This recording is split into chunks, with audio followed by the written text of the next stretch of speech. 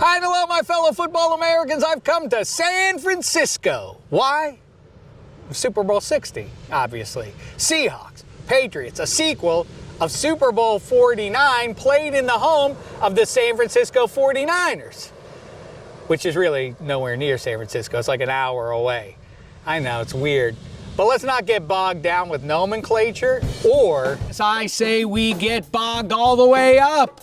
Who's named the most valuable player in society's most watched game does matter, given the degrees of pigskin legend achieved, not to mention, more importantly, the commercial opportunities. Unfortunately, the MVP has been misnamed a number of times in Super Bowl history. Consider Broadway Joe Namath. Yeah, he deserves credit for prophesizing the Jets' victory over the Colts, but in the actual game, Matt Snell's the guy who ran for 121 yards and scored a touchdown, which is more than Joe Namath scored in the whole game. So Matt Snell, you are the actual MVP of 3. But that's nothing compared to Tom Brady, who's from San Mateo, which is a lot closer to where I am right now than Santa Clara is. But let's not get distracted by that and instead talk about his first Super Bowl win. Injustice for Ty Law going up against one of the best, if not the best offenses the world has ever seen. The greatest show on turf. His pick 6 is enough to make him the true MVP of that game. But that may not even be the worst one Brady got. 28-3 rally. Brady threw for 466, but how about James White? He caught 14 of those passes. One went for a touchdown. Plus, he ran 2 more in, one that forced overtime, and then one that ended overtime. So it's pretty clear he should have been the MVP. You know what I'm talking about, right? Yeah, I know what you're talking about. I mean, common sense. And there's Clarence Davis in Super Bowl 11, of course, played just down the coast in Los Angeles. But of course, those all pale in comparison to the original sin against the man who caught the first touchdown in the first Super Bowl with just one hand. Sure, Bart Starr was great that day, but Max McGee was a trailblazer. Long before Allen Iverson ever high-hatted practice, or Marshawn Lynch enjoyed a shot or 3 of Hennessy before a big game, or before Eugene Robinson went shopping for a friend on the eve of Super Bowl 33, or Ricky Williams burned tree, or Doc Ellis trip balls, there was a 34-year-old bald-headed reserve wide receiver named Max McGee, who on the eve of the first Super Bowl went out on the town with a couple of flight attendants for a twister that didn't end until 6 a.m. when he arrived back at the hotel. Then he went over to the Coliseum, caught 7 passes for 138 yards and 2 touchdowns. Hero. 138 receiving yards is more than half of Starr's total passing yards that day, so obviously McGee should have been the first Super Bowl's MVP. I also advocate for not living life in the rear-view mirror, so what's done is done. So how about this? From this day forward, we start fresh. Every Super Bowl MVP, starting with 60 through to eternity, now wins the Max. And I say that the trophy is in that iconic pose of him catching it one-handed. But instead of maybe a football, we put a drink or a flight attendant. Either way, here's to you, winner of the Max.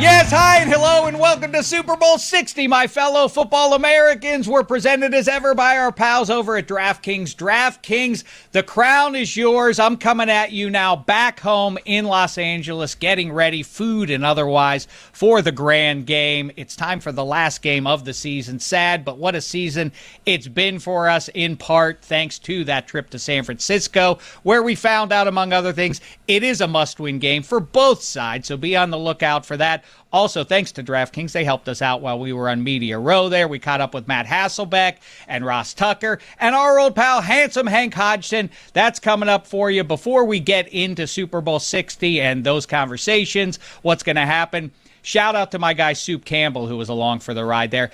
It turns out that when I opened up my suitcase, I forgot to pack underpants. So Soup took me to Target, and he bought me a half dozen not tighty whities. That's what he was encouraging, but I went with my usual boxer briefs. Meantime, Pro Bowl sucked. I think that we can all agree on that. Let's get rid of that. The halftime show is already beyond annoying. I love the people who are super wound up about it. I'll show you, wokesters. I'm going to listen to Kid Rock on purpose. Sheesh. All right, don't forget to make the most important bet in Super Bowl 60. I perpetuate this one every year. It is the safety bet right now on DraftKings, 11-1. That's something to root for. That's something we can all root for, is for a large man to fall on another man in the end zone. 2 points, you will win 11-1. Hi and hello to you, Mike and Gino and Mike Fuentes. How you doing, fellas? We're doing great. The Super Bowl is here. My wife is nervous as shit. Yeah, I am. I'm on the train with all everybody over else. the Seahawks. I can't remember. Have to be. Everybody's on the Seahawks. Have to No be. one is picking the Patriots. And as far as that goes, let's do it right now. First things last, I'll announce my pick. I say it's the Seattle Seahawks, laying 4.5 total on the game at the time of this recording, 45.5. Get it. 26-17. Your MVP, Kenneth Walker. How say you, fellas? I actually got 27-16, so we're like right in the in the neighborhood there. I'm going to give the MVP to Sam Darnold. What is that? That puts me just under, right? In terms of the over-under? Yeah, both right. under. So, Yeah, we're parking our cars in the defensive same struggle, garage. kind of. Mike Fuentes, how say you? We're all in the same area, but I'm a little bit more high on the Seahawks scoring 31 points and the Patriots getting 17. Drake May throws a pick 6, which is the difference in our scores. Okay, so you're going over. I do agree about the pick from Sam Darnold. He is still Sam Darnold. After all, we'll get into the pick 6 in just a little bit here. Before we turn it over to the first conversation we had there on Media Row, real quick, you guys all set in terms of food? You know, the other day we had Mad Dog on Le Batard Show, and he said that nachos are the best food. I'll actually be on a cruise for this, so I'll have all my options laid out: unlimited ice cream, pizza, whatever I could possibly want. I'll probably have a nice chilled martini in hand, waiting for Benito to come out and give a performance of a lifetime. I feel really bad for a lot of Bad Bunny fans once they realize the whole performance is only going to be about 8 minutes. I think they're going to be really wound up for that, and then realize, oh wait, this isn't a full-fledged concert. So, but you know, we're upset about Bad Bunny, and we're complaining about an old man not getting into the Hall of Fame. I mean, these are the issues of our two time. old men not getting in. I'm going straight pizza wings. Yeah, a traditional stance. Yeah. I like the wings, but the problem is if you're going to be with other people, as usual, it's just going to be me and Jean-Claude Van Dameshek settling into the couch right behind you there. It's going to be me, the wife, and the 2 little girls, because my wife is going to be nervous as shit. She's already told me this. She doesn't want other people around. She wants to be at home, and she wants pizza for comfort. That's actually a great point. That's a great point right there. I don't want people around me in my championship games, because we all know that championship games are suffering, right? Well, I mean, I had people here for the UM game, but that's a little different. I'm not like a really huge UM guy like a Mike Ryan or something like that. Oh, I'm sure if this was like 2 random teams, we'd be at a party. If it was the Dolphins, oh my God, I'd be in pieces. I probably would have told Dave, I can't do the show this week. I can't. I'm in tatters. I can't do this. And then so it's a terrible experience unless your team wins. Then it's well, you're absolutely right. Listen, these guys have worked for the last half year to get to this point. The least I can do if I'm rooting for them is to sequester myself, shut out all outside noise, draw the shades, and it's just me and the fellas. Well, that sounds bad. But anyway, yes, focus in. And this ain't no time for grab ass. And even if you don't care about the outcome of the game, if you're going to a party, wings are a bad choice, because then you get them greasy fingers and they get all orange, and that's unbecoming. And then if you shake hands, and also if you take a glass, then the glass gets all smeared with that stuff, and that's embarrassing. That's why I have to avoid the wings. Vain Dave always rules. All right. Well, we have a lot to get to here, so let's kick it off here. Starting off with Super Bowl 40, starting quarterback, and as it turns out, a real gentleman, Matt Hasselbeck. Matt Hasselbeck, Super Bowl 40 QB. A lot of people think he deserved a better fate. The entire Seahawks team did. First thing, very quickly, I have to commend you. You're a gentleman, because yesterday morning I was leaving the hotel coffee shop, and a tall drink of water, Matt Hasselbeck, opened the door for me, and he said, "After you." Yeah, that's, I didn't go to that coffee shop. Very loyal, a Starbucks person. And this is kind of like Starbucks versus Dunkin' Donuts Super Bowl, Seahawks versus Patriots. So I made my 0.4 mile walk to get my Starbucks protein cold brew. It was well worth it. And so I had a little pep in my step when I opened the door for you, probably. Well, humanity personified here. Very quickly, Whose career would you rather have had, Dan Marino's or Eli Manning's? I guess you got to go, man, as someone who doesn't have a Super Bowl ring. Well, because the people do the Trent Dilfer thing, and nobody thinks I'd rather be Trent Dilfer than Dan Marino. But Eli is... Well, no, I would say same question, Trent Dilfer or Dan Marino. I think I'm picking Trent Dilfer. Yeah, I think the whole goal is to win it. And I would say that, the Trent Dilfer thing for me as a quarterback, I think Trent Dilfer does a lot of things as a quarterback that he didn't get credit for. He understood the assignment. He played with a great defense. He understood what needed to be done, and he took over that year for a really talented quarterback, and he said, hey, I know how to get us wins. And then even I would say, like Trent, he came after he won the Super Bowl. He came and was my backup in Seattle for a little bit, was the starter in Seattle. I learned a great deal from Trent on how not to throw for a ton of garbage yards, but how to win football games. And so I think hoisting that Lombardi, Trent Dilfer won the Super Bowl against the New York Football Giants, and they'll never be able to take that away from them. People love to sort of turn him into a punchline. I'm with you, man. He was real good for the Ravens down the stretch. People ignore that. I would say it this way. Go ask Ray Lewis. Go ask those guys. Go ask those guys what they feel about their quarterback in that run.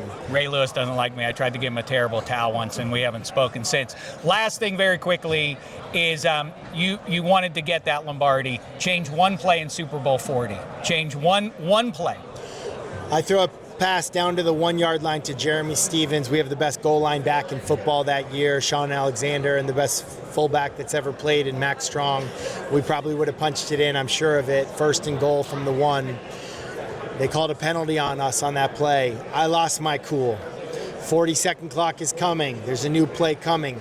I hadn't hit the reset button and calm down. I throw an interception on the next play. I make a tackle. They flag me for an illegal tackle or something.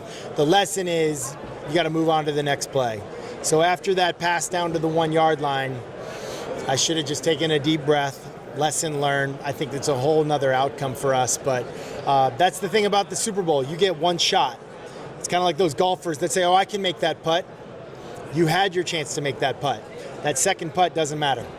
Man, fascinating stuff. I remember IT getting you there. Only caught 2 passes his entire career. Happened to be the AFC title game and then Super Bowl 40 the week after. All right, you got to run. Go do your stuff. We appreciate the time, Matt Hasselbeck. Thank you. Good time. This is very efficient. Not like the producers you used to have at NFL Network. No, indeed. They'd be like, oh, Dave, you've been speaking for an hour now and we haven't recorded anything. Well, you hear his voice, so you know who is behind it. The Tuscaloosa, Alabama son. Now, what is your title? VP of International Games for the National Football League? It's close. It is. I am the general manager of the NFL's office in London. Holy hell, that sounds terrific. I don't know exactly what goes into all that, but perhaps over the next few minutes we can find out with our old pal, as old a pal as we have from the NFL days. It's handsome Hank Hodgson. What's the poop, fella? Dave, it is wonderful to be here kibitzing with you. It's been too long, so I'm very happy that we're seeing each other. Indeed, and these Super Bowl weeks were always something to look forward for me, not so much because of the game, which sometimes was good and sometimes was snoozy, but we always had the gayest time. During the week, we had our dinner club. We would go out and eat at the finest restaurants that football town had to offer. As we look back now, what was your favorite meal? I think you and I don't know if it was a Super Bowl one, but you and I, there was a Thursday night game that we once went to in Chicago. Yes. And you took me into Dave's Chicago. That's right. And we explored, I think, places that have been part of your adolescence, your youth. Adolescence. And I didn't grow up in Chicago. I know, but it's we still... should get to know each other. We had a wonderful time. I loved that specifically. That's my most memorable, not just meal, but evening out with you. I think we maybe threw it on real good. We threw it on pretty good. We ate in 3 different places as well, as far as I remember. That's right. We went to the what was the half shell? The place down in a cellar in Chicago that's a raw bar. Oh, what a great time. And we went to a bar in... Michelob. They had Michelob on draft. Yep. We lived like kings. Then we went to a bar in is it Wrigley? Wicker Park. Wicker Park. Yeah. That you had, again, spent some of your adolescence in. Not my adolescence. My adolescence. I don't know what it means. I feel like in your Britain. adolescence went on a little longer than most people's adolescence. That's what I'm saying. Somebody's being a stinker. We miss our old pals. It would be complete if we had some combo of Matt Money Smith, shout out to him, voice of the Chargers, Ike Taylor, Pittsburgh Steelers great, Maurice Jones-Drew, who we just kibitzed with a number of weeks ago and reminisced again. You did. I watched that. That was great. You didn't watch it. I did. I watched it on the social media. Anything that you do and anything that Maurice does, anything that all my old friends from back in the day together, of course I watch it. It is the 10-year anniversary of one of the high points for us. We were down on the field in Santa Clara, California, Super Bowl 50, and me, you, Ike, and Maurice were shooting something in the pregame, and for some reason I remember they wouldn't let me down on the field. Do you remember why? I don't know. I remember that. I think Ike and Maurice But they thought it was did funny like a that lap of the field. This was a I was new with thing. them. You did that. Yeah. And then they wouldn't, for some reason, let you on. No, but we were supposed to be shooting live in the part of the NFL, the Super Bowl pregame show, but for some reason my credential they wouldn't let me on the field, and I was anxious because we were supposed to be live at the time, and Ike and Maurice thought it was the funniest thing ever. And I'm like, it's not funny. You should be helping to try and resolve this, but they couldn't do it because they were laughing too hard. They were laughing too much. Handsome, let's talk about your profession a little bit and what took you away from these United States and back to your homeland in London. So, I mean, this has really been a great success story, sincerely, since you went over. Obviously, the Jacksonville Jaguars and otherwise were traveling over for a London game or two when you got there. How much has it expanded under your watch? I mean, look, I'm certainly not taking responsibility for it No, you should, myself, but there are 3 games in London. So we will have normally 1 at Wembley and 2 at Tottenham Hotspur Stadium, and then Which place is better? If you I can only go to one, where would you Tottenham advise Hotspur people? Stadium is a fantastic stadium. It's a great NFL, I would say it's probably a top 5 NFL stadium. Just happens to not be in the United States. I have to interrupt you. I'm sorry. It's not my way, but I'm going to do it here as our old pal Scott Hansen walks by. But he doesn't stop to say hello. Didn't stop to say hi. All right. I mean, he does red zone. You know, he's a man on the move. Maybe he's in a hurry. He's not a man on the move, in fact. True. He just stands there for like 8 hours at a time. I think it's weird and anomalous, or not anomalous, but something that you don't see in these United States very much, at least that I can think of. How many stadiums are there in London? Oh, tons. I mean, that's weird, right? I couldn't answer that, but I think there are 8 Premier League soccer teams based in London. Yeah. That must take up a lot of room. Well, it does, but at the same time, the United Kingdom is a small place. It would all fit into, I don't know, Idaho or somewhere. So, well, that makes it even weirder. You couldn't be like, a nation the size of size of, let's say, like South Carolina. Mm-hmm. And in one little place you have like 8 stadiums. Must be barely room to walk around. True, but then you couldn't be like, well, it's a small country, so you only get 2 professional sports teams. That wouldn't make any sense. You still need as many for people to... But it means that the rivalries are very fierce, because it's like, literally as far away as we are sitting, I might be in the zone of one team, and you might be in the zone of the other, and therefore we would... but I always... They do truly have traveling fans. I'm always stunned when there are traveling fans in the NFL, because it's like you've traveled 3,000 miles to come and watch this game. Yeah, I guess that makes some sense. Well, there was way back before you and me walked the planet Earth, there were 3 teams in New York City. Right. The Yankees, the Giants, and Dodgers. I don't know if you heard the 2 of them moved to the West Coast. Right. Who is currently... one of the things that fascinates me is the Dallas Cowboys' claim of being America's team. Doesn't mean that they actually are, but they like to self-identify that way. Who would you say right now is Europe's team in the NFL? Europe, it's interesting because I think you can most people first watch the NFL by watching a Super Bowl. So there'll be lots of new people this Sunday. What time is that on, though? In the UK, it's 11:30 p.m. But it's a cultural moment. It truly is. Like you might not have any interest in the NFL, but you'll be like, well, it's the Super Bowl. This is something that I should be doing. Yeah, it's at 11:30 at night. Yeah, for sure. So I mean, that would be awesome as a 23-year-old. Right. Like, let's go, lads. Let's go. Let's have a couple of pints and watch the big game. Who's playing? Don't know. Let's find out. But so, because the Patriots were in a lot of Super Bowls, I don't know if you remember. Just about a decade ago, they were in all of them. And because a lot of people discuss, and there's no geographical ties, or your family doesn't say you have to support this team. So there are a lot of people who are like, well, the Patriots just won the Super Bowl. I'm going to support the Patriots. So the Patriots have a lot of fans. And then more recently, I don't know if you've seen... Ironic, though, don't you think? Yes, because of obviously their patriotism is actually anti-patriotic to... I talked on media night. I brought that up. Did you? To a few people, yeah. A few people in... A few New England Patriots. Did you? And what did they say? Well, the New England Patriots with the capital P are different than American Patriots. Patriots, right. The New England Patriots, as you may know, are named after the heroes of the Revolution. Yes. I don't want to bring up a source. No, it's fine. We're pretty much past it now. It's not too soon. No, it's fine. Okay. So the greatest, they're named after those revolutionary soldiers who beat back the Brits, King George and all that.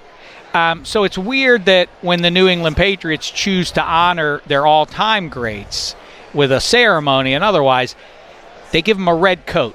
Which is, of course, the gear that my team was wearing back at that time. How dumb do you think the audience is that you have to explain? I just wanted to make sure that people... The punchline is the red coat. You don't have to gild the lily with excitement. And by the way... No, I did. Do you know... I'm trying to help people out here. Do you know that the Brits wore red coats? Exactly. With their muskets. So the Patriots are very popular, and then more recently the Chiefs. Oh, Henry, we're so proud of what you've done. I knew my mum was going to make an appearance here. Yes, it's your dear mum, Henry. We're pleased as punch. We're eating strawberries and celebrating your victory over America. Don't play it, war boy. Win. So the Patriots are the most popular because people... But also now recently the Chiefs. For the same reason. They were in a bunch of Super Bowls. I would attack your people, except that's how Americans do too. Right. They just choose to embrace whoever they choose. It's the but you would do that, and then they're going to be surprised. A lot of them are like, wait, where are the Chiefs? I thought they always play in the Super Bowl. So I know it has turned into a punchline maybe over the last decade or so that the Jags aren't so much Jacksonville's team as they are London's and all of that. So that just hasn't just never took root and is never going to in a more fulsome way. Like the Jags just are kind of the team of London. Well, I mean, they've made the decision to play every year in London, which is fantastic. It means the fans. But I mean, London... you didn't mention that's why I bring them up. Oh, I mean, in the UK, you asked about Europe, so I think those teams in the UK certainly the Jags have made a huge impact because they've been playing there for 10 years plus. They've been playing at least one game, sometimes two games a year there. So yeah, that makes a big impact.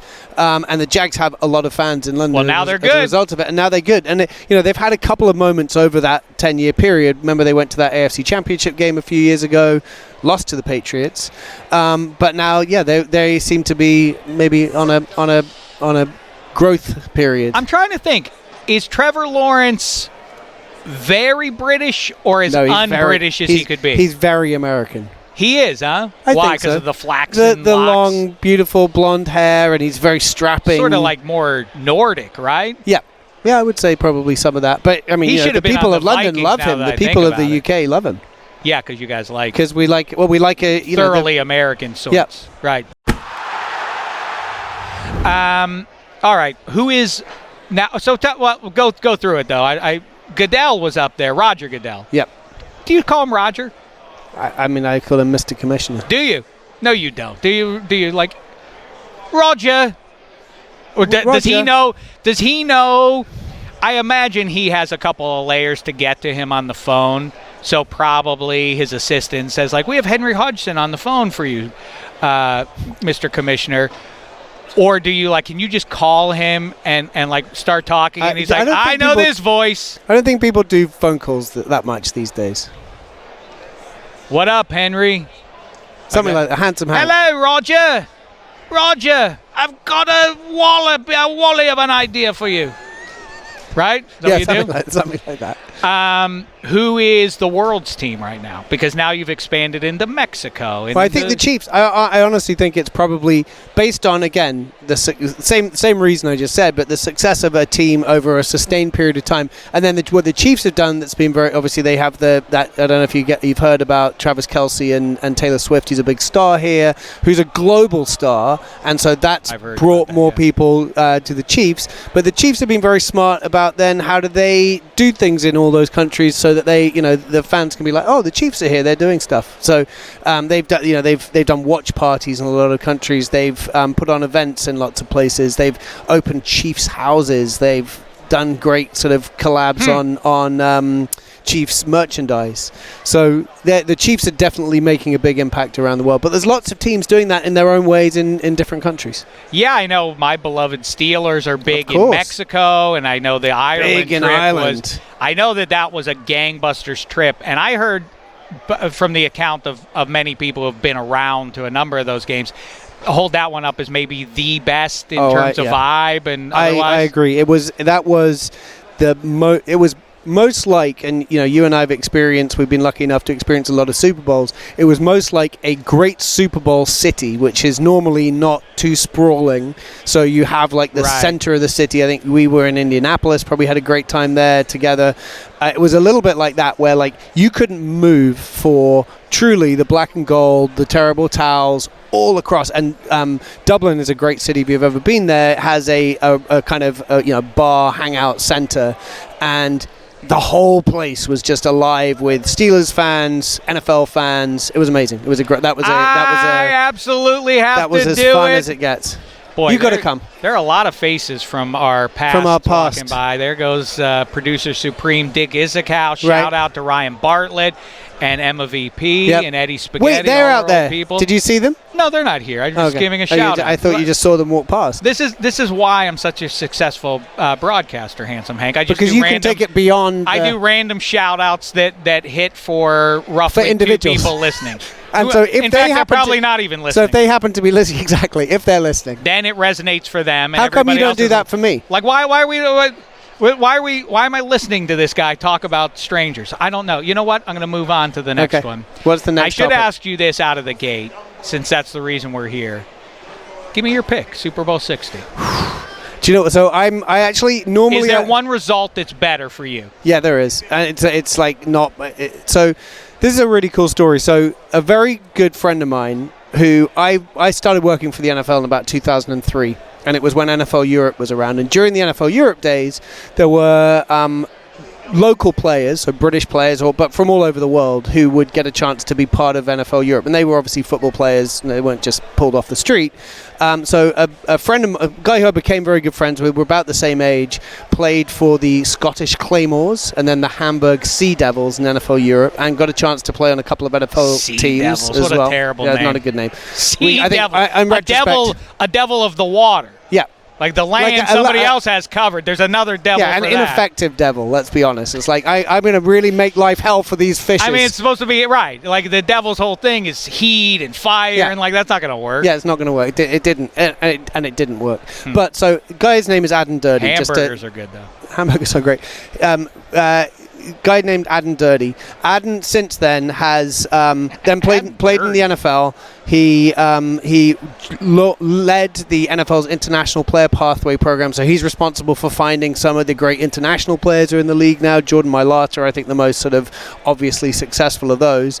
Adam then got hired to be part of the Atlanta Falcons coaching staff under Dan Quinn, went with Dan Quinn to Dallas and was their defensive line coach, is now the defensive coordinator of the Seattle Seahawks. So this is a guy who's come from the UK, born and bred in the UK, coached football in the UK, was part of a lot of the very successful things that we've done internationally to help develop players, and is now in his own right. He's seen some of his offspring have their big moments. Jordan Mailata winning a Super Bowl last year, but Adam now, as defensive coordinator of Mike Macdonald's defense, is the coordinator for the Seahawks. So I particularly am hoping and expecting that the Seahawks are going to have a great game and they're going to beat the Patriots. And well, one thing's for sure. Well, I say that so you're rooting against a lot of your countrymen based on what you said, but I could listen to you say Seattle Seahawks all day. And that confetti. It's the double T. Confetti is That's is where my Dave and I first favorite. bonded over confetti. Seattle Seahawks may rival it, though, ultimately.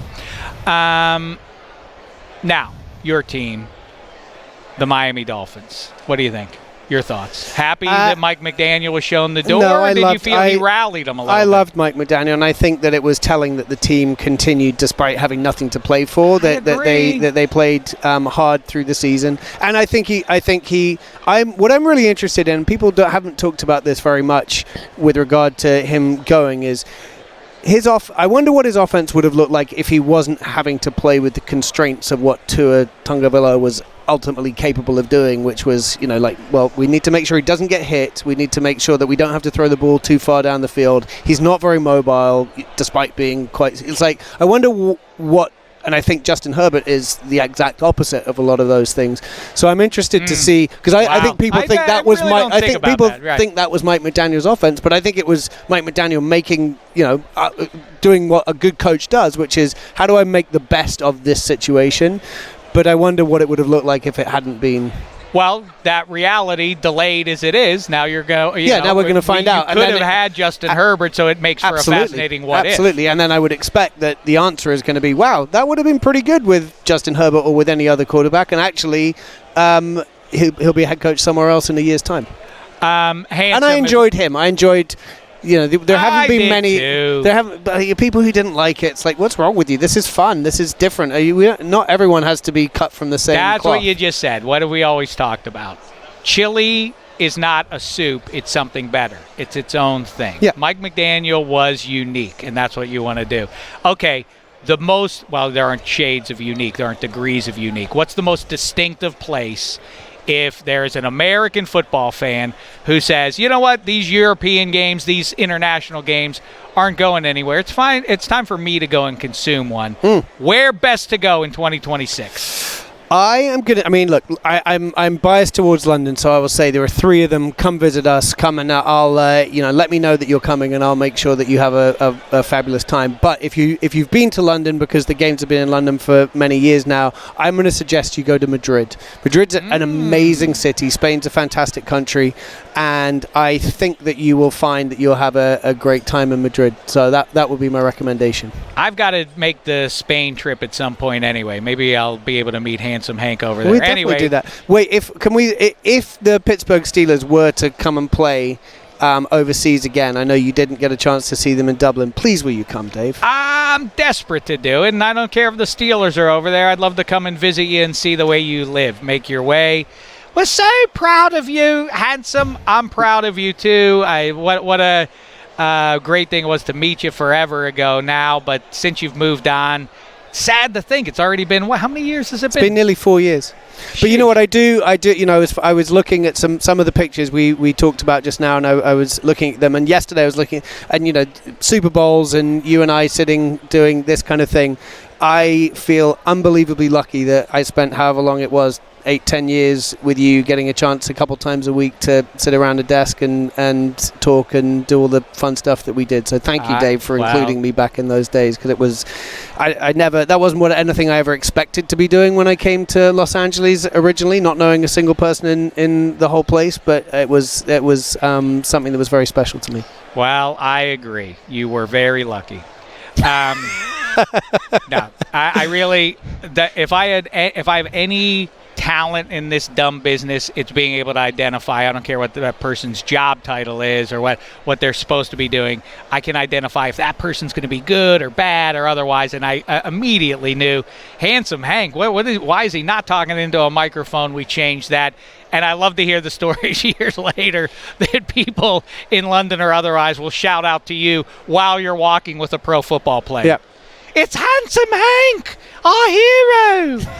There he is, everybody, the general manager of European football games. What was it? That's fine. What'd you say? I said general manager of the NFL in the UK and Ireland. But it is a little bit of other places as well. So I was going to appreciate say, that. I think they need to update it. You're talking about Spain, and you're talking about this, that, and the other. So I think you've expanded beyond those borders. In the meantime, what a pleasure to see you once again. Handsome Hank Hodgson. Thank you, Dave. I got to tell you sincerely, the whole trip was worthwhile just to catch up with Handsome. Glad to see him doing so well.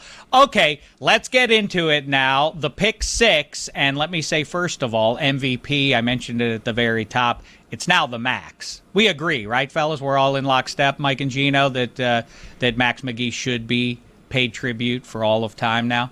I mean, he had a hangover for the first Super Bowl. I'm down with it. Yeah, he can have my vote. Excellent. I'm glad we all agree on that. And now, like I say, pick six presented by DraftKings. DraftKings, the crown is yours. We only have one game. That's the bad news. The good news is I think there's some juicy options out here. Let me show you the way. First of all, my pal for Media Night, Jason Myers, who is going to be thinking about Dave Dameshek if he has to go out there for a last-second kick to try and win the Super Bowl. I say he's going to go over 1.5 field goals. Next, I mentioned at the top, Sam Darnold, I think, is going to win this game. I think he will perform well enough. I also think he's still Sam Darnold, so I'm going to say he's going to go over half an interception, and not just because you can't throw half of an interception. Next, I am going to say Drake May. A big factor that a lot of people pointing to is Drake May. We've talked about it quite a bit, in fact, on the show. Drake May has made a lot of hay on the ground this postseason, all through the season, in fact, with those legs. And the issue is, the Seahawks are going to be focused in on preventing him from doing just that. Ergo, I say under 38.5 rush yards for him. My favorite play among these and in general, besides the safety bet that I told you about earlier, 11-1. Make sure you bet on a safety. That's good times. Kenneth Walker, combined rush receiving yards over 99.5. That feels like a heavy number until you see how he's performed over the last 5-6 games. He hasn't come close to not transcending that number. He's consistently in triple digits. The closest he's come, if I'm not mistaken, was in the last game they played, and he still got over by 10 yards, the 99.5. So I think you should feel good and safe. And I'm going to stop there, because we have not won the $1 million, Gino and Mike and Gino Fuentes. So hopefully you guys can fill in the blanks here. We have 2 more to complete here. How say you? Okay, I think I'm going to go Ramondre Stevenson here. They have 77.5 rush and receiving yards. I'm going to go under. I don't think he's going to get much to work with in terms of on the ground, and he's a big guy, so maybe not a lot of receiving yards. I can see a few checkdowns, but they'll probably be like of the shorter variety, just to get out of pressure. Yeah, we've been on touchdowns. I was looking at that same one. Go ahead. Yeah, and I've been on touchdowns all year. We've all been on touchdowns all year, to be honest. And I don't want to go the super obvious route and tell you Jackson Smith and Jigba. I actually think Jackson Smith and Jigba is going to have a tough time this game. They know that he's the grease that gets the Sam Darnold wheel going. So I'm going to take tight end A.J. Barner. He's going to score a touchdown in this game, and that's going to wrap up our pick six. All right, there you have it. Best wishes to you. Remember the safety bet. That's the way to go. 11-1, everybody.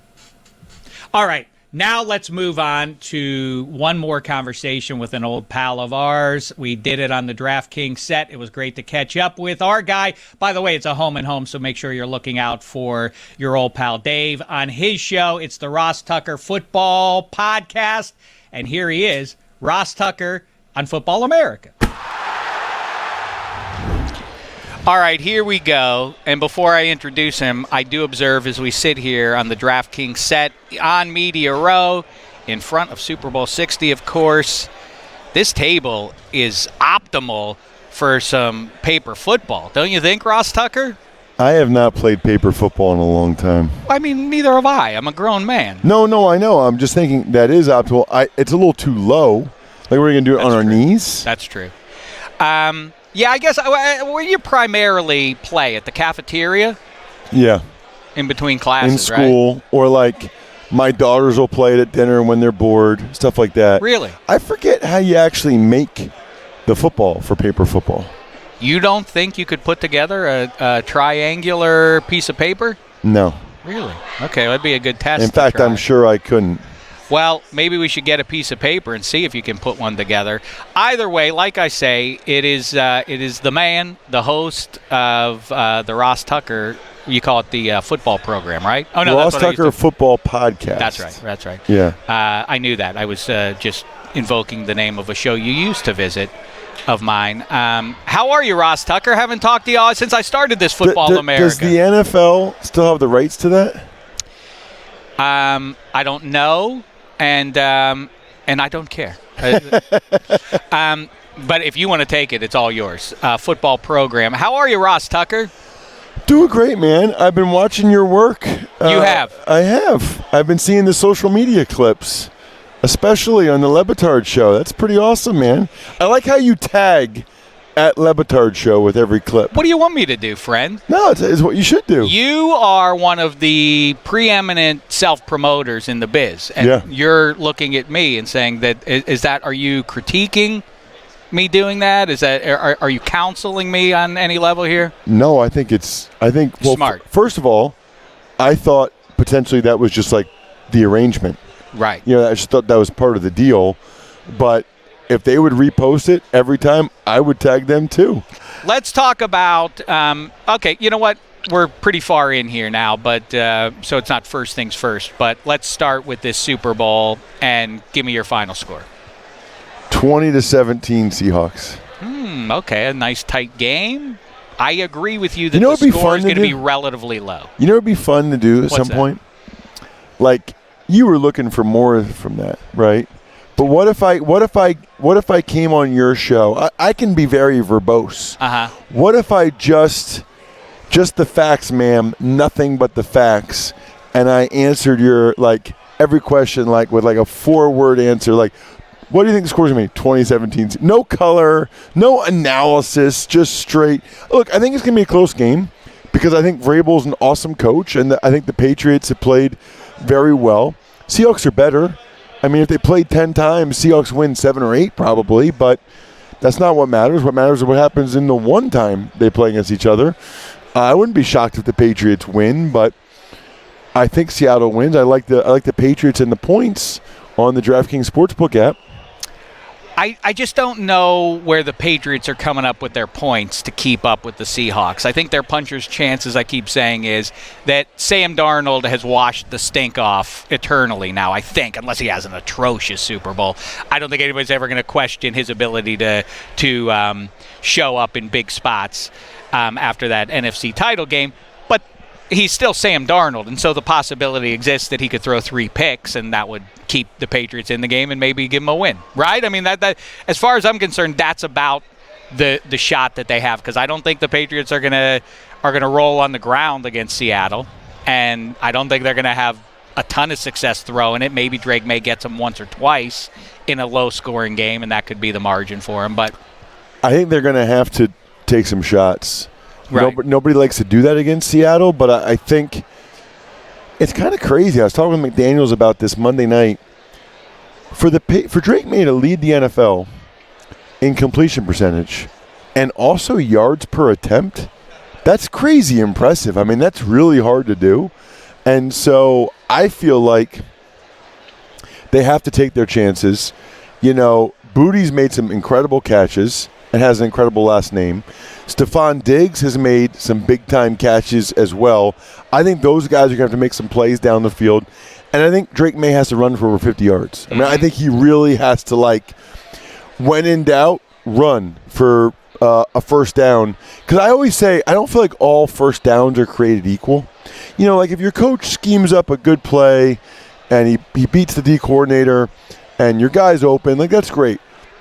If you get out coached and the D coordinator calls something great and your guy calls something bad and you get out of it and you still run for a first down, that's like a bonus. That feels like 1.5 first downs in my mind. I think Drake May has to make a number of plays with his legs.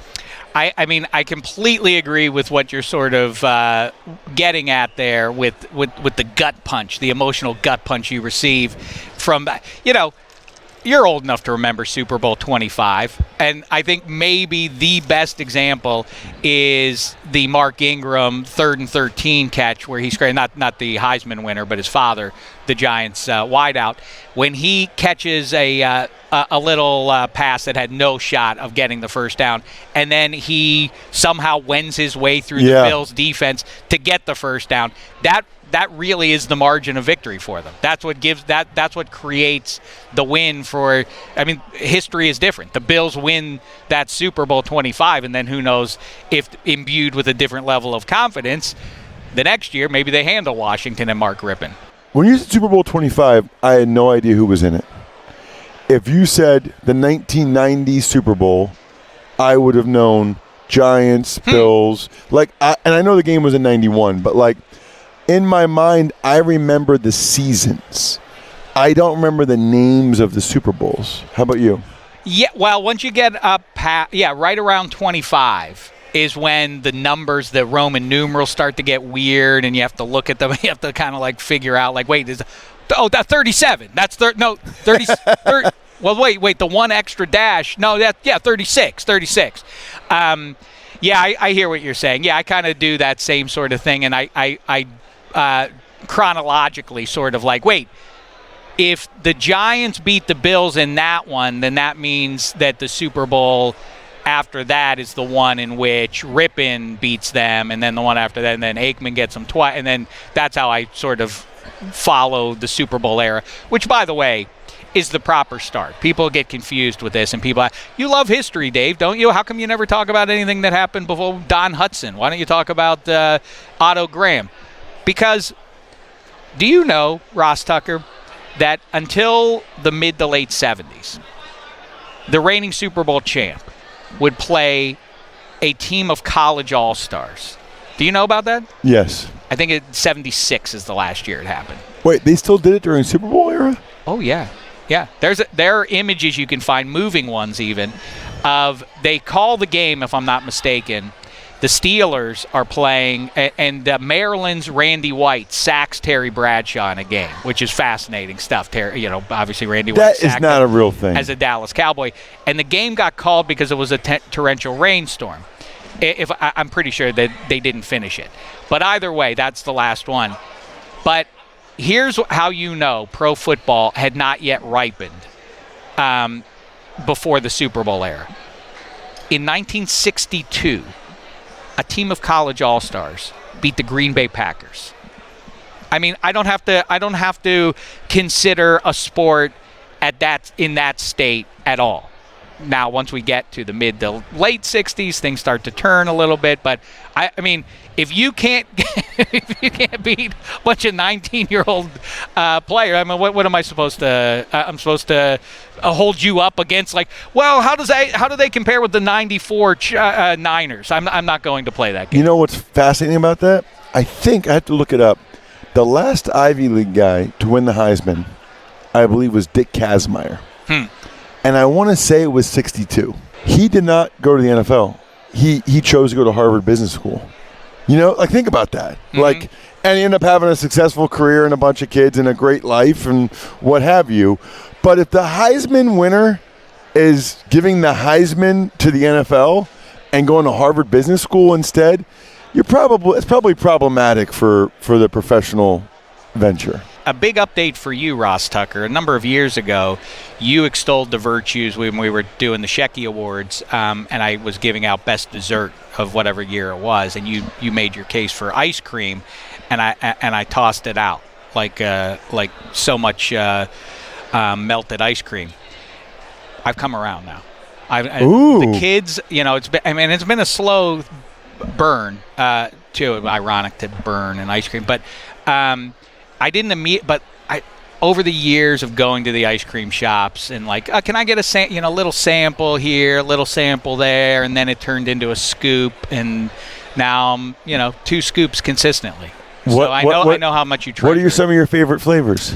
Well, it's that's a good question. Right now, I would say at the top of the pile, what they've really been doing a real good job with, and most respectable ice cream houses do this, is they'll do a churro. And when you're doing a churro, what you're really doing is you're doing cinnamon ice cream, and cinnamon ice cream is very good. Coconut, and then the granddaddy great one is mint chip. How say you? I love that you just said mint chip.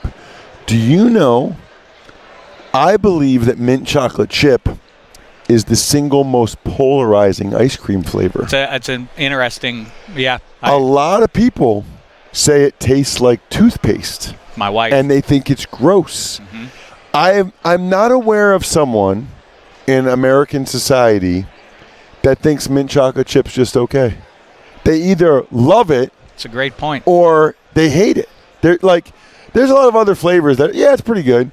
Mint you know what the best flavor is? This is crazy. Dameshek's no fence sitter, so that shouldn't surprise you. I'm this hardcore on the mint chip. This is crazy. Have you ever had? Do you know what Moose Tracks is? I know that you're going to tell me now. Go ahead. It's like a Pennsylvania thing, I think, but it's like a chunky fudge chocolate peanut butter like combo. Okay. My favorite flavor is mint Moose Tracks. And the only company that I'm aware that makes it is Hershey Ice Cream Company, which is where I reside. Mm-hmm. However, Hershey Ice Cream Company, no relation to the Hershey Chocolate Company. They're totally separate businesses. Outrageous. And the Hershey Ice Cream Company is based in Harrisburg, like I said, where I live. I can't find it anywhere. I first discovered mint Moose Tracks in North Carolina at the Outer Banks. And I said, where do you get your ice cream from? They said, it's Hershey ice cream. I said, are you kidding? I made friends, of course, with the Hershey ice cream people. They gave me a tub, and somehow I got to fit in my freezer, like they scoop out of. But I was so worried about it going bad that I had it. My daughters and I had it every day, the entire summer, and it was like seeing it wear down. But anyway, I know we got to stop soon, but mint Moose Tracks from especially Hershey ice cream, you got to find it somewhere. Ross Tucker, everybody. There goes Ross Tucker. Here we go, too, real quick, while we're still in season, a shout-out to my guys, the Fuentes boys, Gino and Mike and Gino. Good luck to Gino's wife, Seahawks in the big one. Soup Campbell, Danny B., everybody at Meadowlark, great thanks. And thanks to you, Football Americans, for being a part of the ride through this season. Stay subscribed on YouTube and wherever you find your audio podcast. Matter of fact, spread the good word. For now, enjoy the big game. And one last word here. Let's get it over to Dave Dameshek. Thanks, Dave. And by the way, big fan. Great work all season long on Football America. But as we wrap up here, hate to say it, but after the Super Bowl, that's it for football season. So, guess I ought to head back to L.A.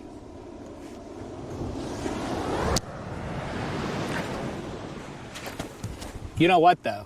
Come to think of it, the Combine is in just a few days. And then right after that, free agency.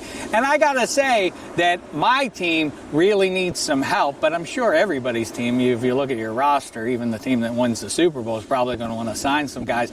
And that'll be great. But then the draft comes around.